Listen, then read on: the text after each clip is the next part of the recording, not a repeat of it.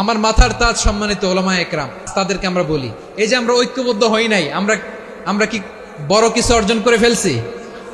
বলেন, আমরা কি খুব পাওয়ার সম্মানের জায়গায় আছি? খুব স্ট্রেংথের জায়গায় আছি? তো কিছুই তো নাই। আপনি ঐক্যবদ্ধ হইলে সমস্যা কোথায়? এমন তো না ঐক্যবদ্ধ না হওয়ার কারণে এতদিন আপনার অনেক কিছু ছিল, ঐক্যবদ্ধ হলে আপনি হারাবেন, এমন তো না। তো কিছুই যেহেতু আপনার নাই, আমার নাই, ঐক্যবদ্ধ হলে আমরা সমস্যা কোথায়? ঐক্যবদ্ধ হয়েই দেখি না, ঠিক কিনা? এই বিরোধ গত 50 বছর তো আমরা দেখেছি। ধর্মীয় অঙ্গন বলেন, সামাজিক অঙ্গন বলেন, রাজনৈতিক অঙ্গন বলেন, এই বিরোধ আমাদেরকে শেষ করে দিয়েছে। আমরা ঐক্যবদ্ধ জীবন চাই, আমরা আর কাদা ছড়াছড়ি করতে চাই না। রাজি আছেন সবাই? এখন আমরা যদি ঐক্য নষ্ট করি, আমাদের কি কি সমস্যা, কি ক্ষতি, কি কুফল? অনৈক্যের কুফল কি?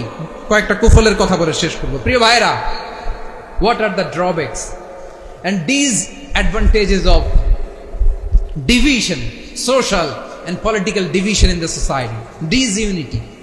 আমরা যদি বিচ্ছিন্ন হই, একে অপরের যদি মারামারি করি, একজন যদি আরেকজনের কাফের ফতোয়া দেয়, আমাদের কি ক্ষতি? শুনবেন? কথা কয় না, শুনবেন?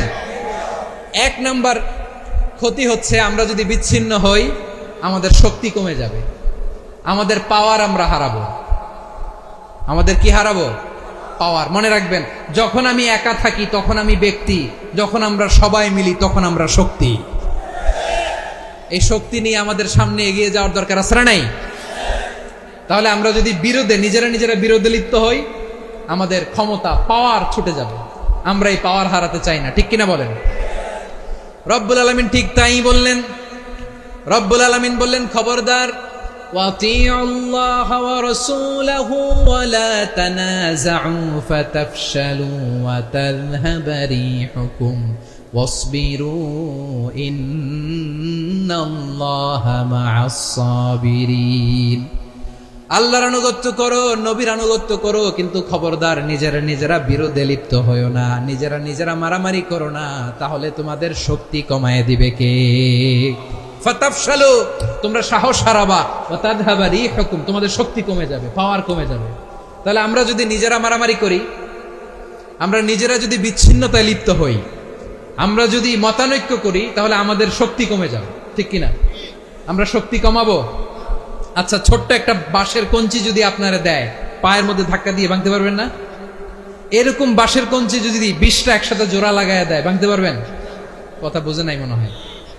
চিকন একটা বাঁশের কঞ্চি দিলে ভাঙা যাবে না? এরকম চিকনই 20টা বাঁশের কঞ্চি একসাথে লাগাই দিলে ভাঙতে পারবেন?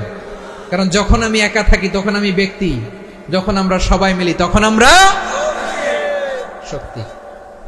আমরা যেন শক্তি না হারাই। আমরা বিরোধে লিপ্ত হলে আমাদের শক্তি কমে যাবে। এই হচ্ছে 1 নম্বর ডিসঅ্যাডভান্টেজ। 2 নম্বর ডিসঅ্যাডভান্টেজ হচ্ছে, আমরা নিজেরা বিরোধে লিপ্ত হলে অন্যরা আমাদের মাথায় কাঁঠাল ভেঙে খাইতে সুবিধা হয়।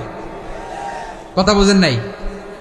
আমরা যদি বিরোধে লিপ্ত হই, তাহলে পরাশক্তিগুলোর সুবিধা, তখন আমাদের কাউকে দিতে হবে ট্রানজিট, কাউকে দিতে হবে সেন্ট মার্টিন, কাউকে দিতে হবে দেশের অর্ধেক। চিল্লায় বলো ঠিক কিনা? নিজেদের প্রবলেম সলভ করার ক্যাপাসিটি আমাদের আর থাকবে না।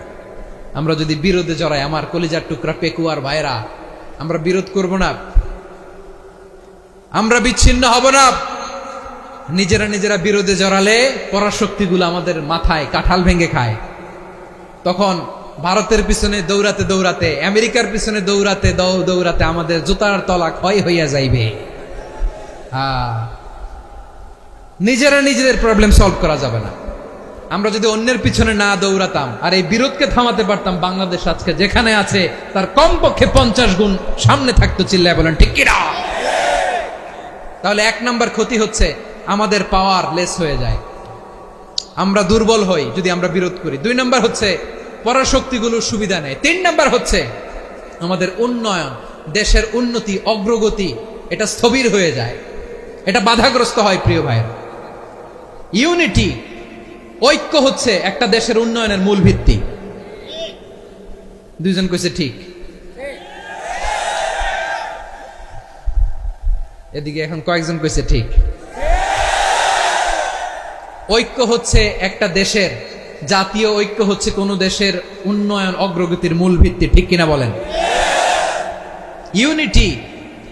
ইউনিটি অফ এ কান্ট্রি এটা হচ্ছে একটা সাস্টেইনেবল ডেভেলপমেন্ট, সোশ্যাল স্ট্যাবিলিটির জন্য এটা অনেক গুরুত্বপূর্ণ।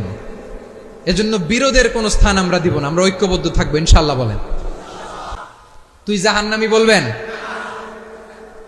ঝগড়া লাগলে লাগাই দিবেন? তাহলে কি করবেন? মিলায় দিবা। আওয়াজ করে বলেন কি করব? প্রিয় ভাইরা, এই বিরোধ গত 50 বছর তো আমরা দেখেছি, ধর্মীয় অঙ্গন বলেন, সামাজিক অঙ্গন বলেন, রাজনৈতিক অঙ্গন বলেন, এই বিরোধ আমাদেরকে শেষ করে দিয়েছে। এই 24-এর ছাত্র নাগরিক অভ্যুত্থানের পরেও যদি সেই বিরোধ আমাদেরকে খায়, তাহলে এতগুলো তাজা জেনজির রক্ত বৃথা যাবে। চিল্লায় বলো ঠিক কিনা? আমরা এই রক্তগুলো কি বৃথা দিতে চাই না, বৃথা যেতে দিতে চাই না। আমরা ঐক্যবদ্ধ থাকতে চাই। রাজি আছেন? আমরা আর কাদা ছোড়াছুরি করব না। অনেক হয়েছে, আন্না এবার থামুন। অনেক হয়েছে, আন্না। প্রথমেই আমি এদেশের সম্মানিত আলেম সমাজকে বিনয়ের সাথে অনুরোধ করব, আসুন আমরা ঐক্যবদ্ধ হই। আজকের এই পেকুয়ার ঐতিহাসিক তাফসীরুল কোরআনের প্রোগ্রাম থেকে আমি সম্মানিত আমার মাথার তাজ ওলামাদেরকে জাতীয় ঐক্যের আহ্বান জানাই। পেকুয়ার এই ঐতিহাসিক তাফসীরুল কোরআনের প্রোগ্রাম থেকে আমি আমার সম্মানিত রাজনৈতিক ব্যক্তিবর্গদেরকে জাতীয় ঐক্যের আহ্বান জানাই। অনেক হয়েছে আন্না। আধিপত্যবাদকে রুখে দিতে হলে, বাংলাদেশের বিরুদ্ধে যে কোনো ধরনের ষড়যন্ত্রকে রুখে দিতে হলে জাতীয় ঐক্যের কোনো বিকল্প নাই। চিল্লায় বলো ঠিক কিনা?